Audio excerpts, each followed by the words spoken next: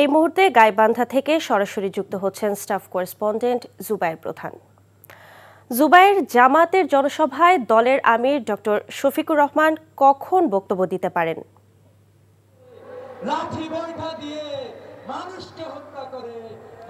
আদিবা, জামাত আমিরের বক্তব্য দেওয়ার কথা ছিল 10টায়। তিনি আবু সাঈদ, জুলাই আন্দোলনে প্রথম শহীদ আবু সাঈদের কবর জিয়ারত করেছেন সকালে, এবং তারপরে এখানে এসে 10টা নাগাদ তার বক্তব্য দেওয়ার কথা ছিল। তবে এখনও তিনি এখানে আসেনি, মঞ্চে উপস্থিত হয়নি। তবে গাইবান্ধায় এসে প্রবেশ করেছেন, আমরা তার বহরের সাথেই ছিলাম। এবং এই পুরো মাঠ, যেটি গাইবান্ধার যে পলাশবাড়ি SM উচ্চ বিদ্যালয়ের যে মাঠ, পুরো মাঠ কিন্তু এখানে আমরা দেখছি যে 10 দলীয় যে জোটের যে নির্বাচনী জনসভা, পুরো মাঠ কিন্তু কানায় কানায় পূর্ণ রয়েছে। সকাল 9টা থেকেই কিন্তু এই জনসভার যে কার্যক্রম সেটি শুরু হওয়ার কথা থাকলেও এর আগে থেকেই কিন্তু মানুষের যে উপচে পড়া উপস্থিতি সেটি কিন্তু এখানে রয়েছে।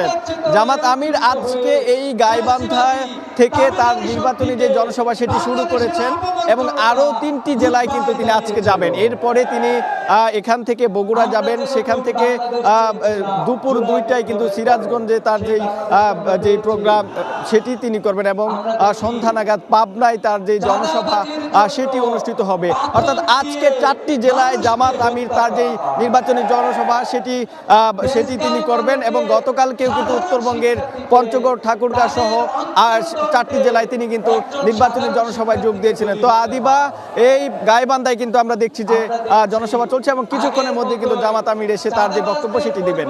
এই ছিল আমার কাছে। জানছিলাম জামাত আমিরের নির্বাচনী প্রচারের খবর।